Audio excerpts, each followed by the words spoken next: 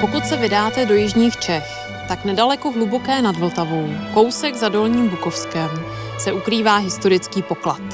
Zámek Bzí. Tento jihočeský zámek byl původně vybudován jako tvrz. První zmínky o něm pocházejí již ze 14. století, konkrétně z roku 1345, kdy Petr z Rožmberka dostal Bzí od krále Karla IV. Hloubka historie a zdejší génius loci zaujal i filmaře. Konkrétně se tu natáčel film Svatba upírů s Ivetou Bartošovou a Janem Hrušínským, nebo Kachyňův známý snímek Zlatí úhoři. Typický jihočeský rybník, tajuplný zámek, kouzelné nádvoří, příroda spojená s historií. Zkrátka romantika na každém kroku, ale bohužel dnes ruina.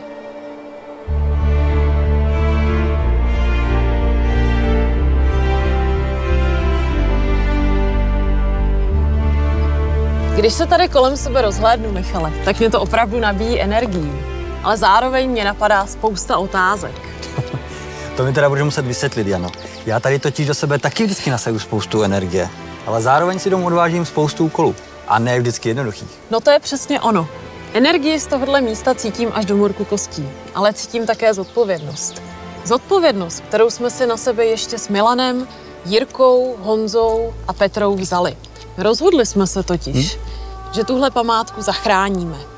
Zpřístupníme ji, opravíme a vrátíme jí znovu lesk, šarm a slávu a hlavně její duši. Tak teď už jsem s tebou. Nemůže to být těžší než úkol, který jsme si společně s partnery před lety dali.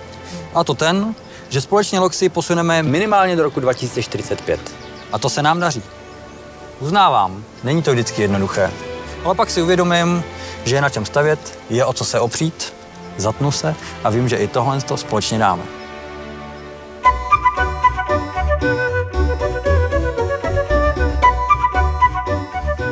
Jo, souhlasím s tebou, Michale.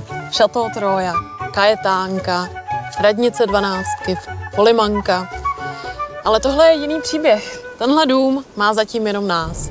Samozřejmě nelituji, že jsme se do toho všeho pustili a zabránili jeho devastaci. Za rok, za dva by už tady možná nebylo co zachraňovat. Stále cítím tu pozitivní energii, ale také zodpovědnost. A ta je trošku jiná, než při práci pro naše klienty. Tomu rozumím, Jano. A zároveň věřím, že tahle úloha nás posune zase o kousek dál. Ale my tak budeme blíž našim klientům. A nejenom jim, ale celkově všemu a všem. Architekt není jen povolání, je to i poslání. A tady máme zase úžasnou příležitost dát tomu poslání reálnou tvář. Jasně, děláme to každý den v naší práci, ale tady je té práce skutečně hodně. Souhlasím, ale to poslání nepatří jenom architektům. I každý projektant, i inženýr dává do své práce vše. A to i svou duši. No a práce, té se přece vůbec nebojíme.